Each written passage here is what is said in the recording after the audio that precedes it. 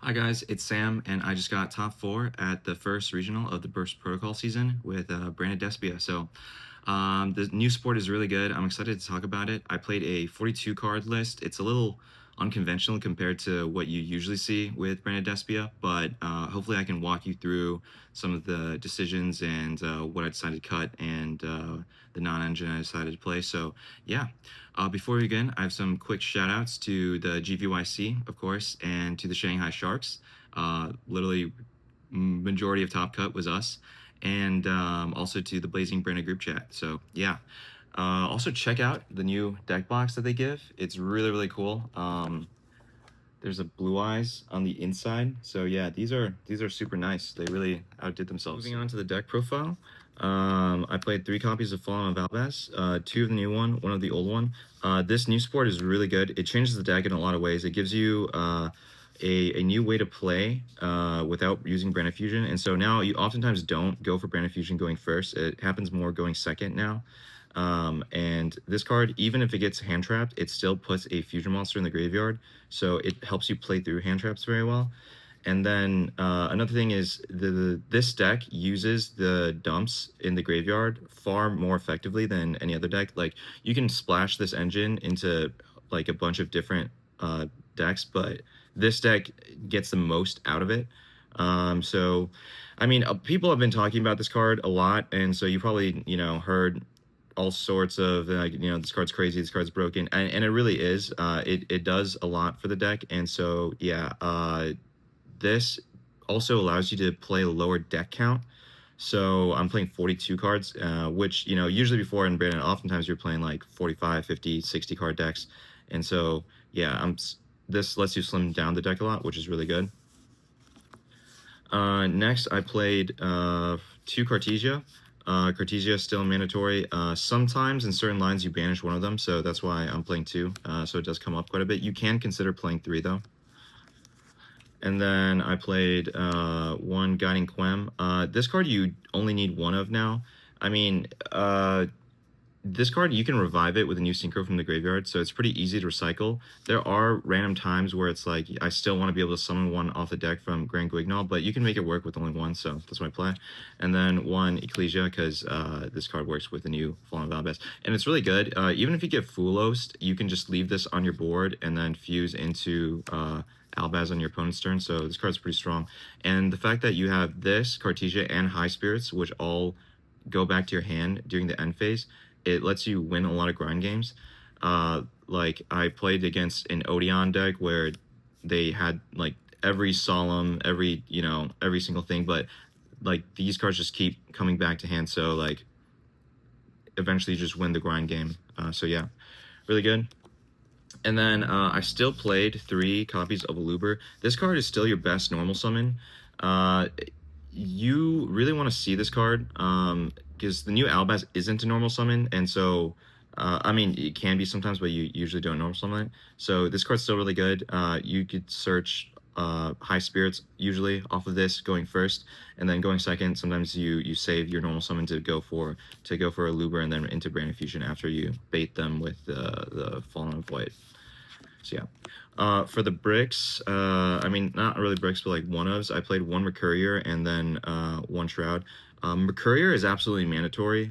This card's extremely broken, and you also play Gold Sark to search with it, because that just turns it into an extra copy of Fallen of White, and you basically want to see that card in your hand every single time. So this card's mandatory, you can't cut it, and the ability of the new Devour Dragon to be able to search this means, that oftentimes you have this in your hand when you pass to your opponent, so this card's really, really strong. And then I only played 1 Shroud. You can consider playing more, and it's definitely not wrong to play more. If you're playing a build with a lot of breakers, like Super Poly Droplets, and like more of the engine cards, then you probably do want to play more of this. But you can cut it down to 1 now, just to slim down the deck to play more non-engine. I didn't play Despian Tragedy. I don't think you need to play Despian Tragedy anymore. It's just like another break, and a lot of like most games you can still win without it. Same thing with Springen's Kit. Springen's Kit is cool because it lets you recycle stuff, and there's certain lines that aren't possible without Springen's Kit. But in testing, I found that those being able to do those lines usually wasn't the difference between winning or losing. So I really tried to streamline this deck as much as I could, given what the new support allows you to do. So yeah. Then I played, of course, 2 copies of Branded Fusion. You still got to play this card. It's broken. Oftentimes you use this card as a board breaker now. And going first, if I open this and a way to Fallen White Dragon, I'm going to use the Whale Baz first. And then if they hand trap me, then I can go for the Branded Fusion. And I think that's generally the sequencing that you want to go for. And same thing going second, like you want to use the Whale Baz first, dump a card, special summon it, make them decide if they want to interact with the special summon Kristya, and then use Kristya to go into Albaz to fuse their board, force out as many interruptions as you can before you go for the Branded Fusion. But yeah, still really good. And then 3 copies of Branded High Spirits. This card, extremely broken. Shout out to Nightfall. It has been broken for a while in Branded, but it's even better now that it searches the Fallen of White Dragon. And a lot of times if you open it, what you can do with that is if you open that with this, you just activate this, reveal, and then get an extra dump, and then don't discard the Whale Baz, because you don't really need to. You already have the best card possible in your hand, so you just get a free extra deck dump. And so yeah, that's super good. You can side out 1 or 2 copies of this going second too, depending on the matchup. But yeah, this card was broken and got to play 3 of it, mandatory. And then still 3 copies of opening. So a lot of people have been cutting this card down to like 2 or 1, or not even playing it after the Burst Protocol support. Though I think you definitely have to play 3 of this still. And the reason for that is saving this in your hand until the end phase is what lets you beat your opponent drawing 5 mana. So if you do your combo and then your opponent goes end of main 5 mana, sometimes you're in a really tough spot because of that. But one way you can play around it, like I talked about earlier, was you have the Cartesias, and you have Ecclesia, and you have High Spirits that all add back to your hand during the end phase. So something that you can do is you can go, if they 5 mana you during the end phase, you can wait until the end phase, add back all your your Ecclesia, Cartesia, etc. Activate this, discard them, summon a Luber, search Branded in red, and then Branded in red, make Chaos Star Source Dragon, and then you get the free discards for this, so it doesn't impact your hand advantage, and then you can pop the back row that they set. So you have to mandatory play 3 of this because it's what beats 5 mana, and Draco Tail is the worst matchup for this deck. Every other matchup is pretty favored, so yeah. Then I played Sarnier, Lubellion, and Lost. So a lot of people are also cutting this, and that is a more valid decision, I think. And in some builds, I think you could definitely cut this. The reason I decided to play Lubellion and Lost was it's a better compromise into Fulos. If you get hit with Fulos, you can just give them 1 draw by going Branded Fusion, Albion into this, not using Albion effect, Tribute, place a Lost, and then you can combo more on your opponent's turn. I think you have to either play Lubellion and Lost, or you can play Branded Sword. So you could cut these 2, play 1 Branded Sword, and that also gives you a really good single only Branded Fusion line. Unfortunately, like, you have to make a decision of some bricks for the Branded Fusion line to make it good, because if you cut every single brick, then that makes your Branded Fusion line much weaker. So I decided to play with Lost and Lubellion. So yeah, these were still really good. Oftentimes you do side these out going second though, because MST is a thing, and then Flame, and Fallen Virtuous. So there's a lot of ways for them to interact with this going second. So you usually do side it out. But yeah, overall, I think I would still keep playing these. It's either this or Branded Sword. There's a really cool line with Branded Sword that I'll make a video on later. But yeah, yeah, these put in work still. And then I played 1 Branded in red, 1 Retribution. So prior to Burst Protocol, a lot of Branded builds were cutting Branded in red to play Branded Banishment and going for the Light and Dark Dragon Lord instead, going first. Which for the time, I thought that was a pretty good idea. Now though, we don't play Banishment anymore. The Branded in red is really, really good. like the end phase play that I was talking about earlier to pop the back row that 5 mana sets, so they 5 mana you when you go first. So that's super important. And then Retribution is also really good. Oftentimes you set this card now because when you're making an end board into Draco Tail, you want to be able to have something that negates their 5 mana, their Rahu. Negating Rahu is risky, but sometimes you just gotta go for it. And so yeah, this is really strong to set on your end board now. Then I play one Gold Sark, one Called by the Grave. These two, pretty good.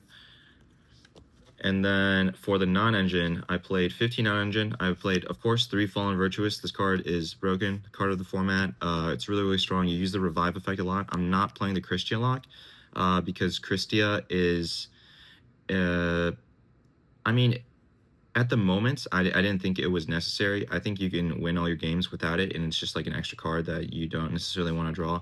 And then another thing with that is if you invest resources into the Kristya lock, it's actively detrimental in the Radiant Typhoon matchup. Now, the Radiant Typhoon matchup is more favored for you when you go first, but it can become not favored for you if you put all your resources into making Kristya lock, because their deck is pretty much always going to be able to out it, even the second one. Especially Forbidden Crown, like outs it super hard and you waste a lot of resources into it. So because I thought Kristya was sort of a liability in that matchup, and also Fallen of Virtuous is very popular in other decks, so they could pop the Kristya. So yeah, this is oftentimes I was doing stuff like reviving Cartesia during the end phase, and reviving, an Albaz, reviving a Mirror Jade, stuff like that. And then the pop, of course, is also really strong. And it also helps trigger Quem. So yeah, lots of things you can do with this very flexible card. And then I played a bunch of hand traps. I played 3 Ash, 3 Fua, 3 Veiler, and 3 Imperm. So I decided to go with a bunch of hand traps.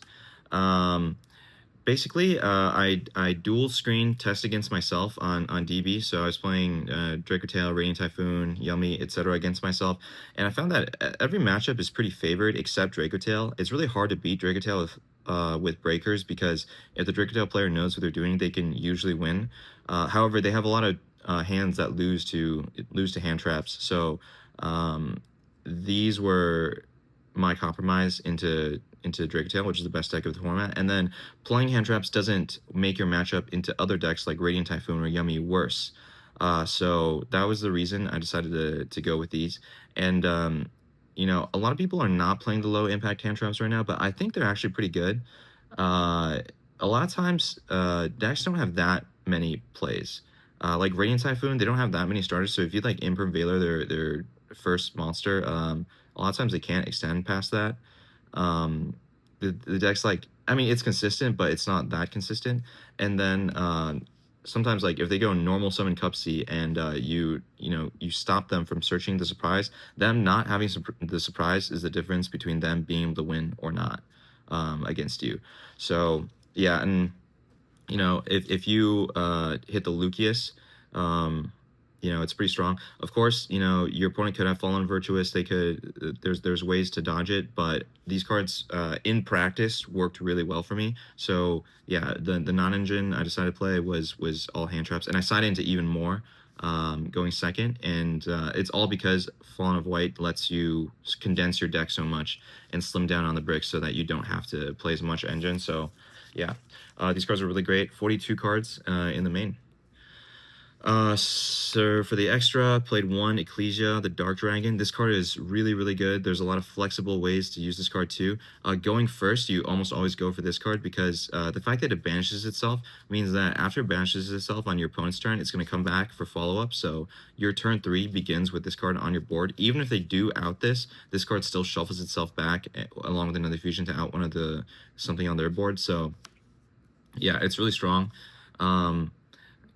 This card, I mean, it changes the deck completely. So yeah, this is what you definitely go for going first. And then I played standard stuff, Lubellion, 2 Albion, 1 Mirror Jade, that's all you can really afford now, 1 Dragon Devours Dogma, 1 Sanctifier. I never really summoned this because I didn't go for the Kristya lock. Then I 1 Titaniclad, Alblanades. So this card's really good now. It's standard in all the Draco Tail branded builds, but it's really good in yours too. Rinbrum. So yeah, these are all the branded or Albaz fusion monsters that I played.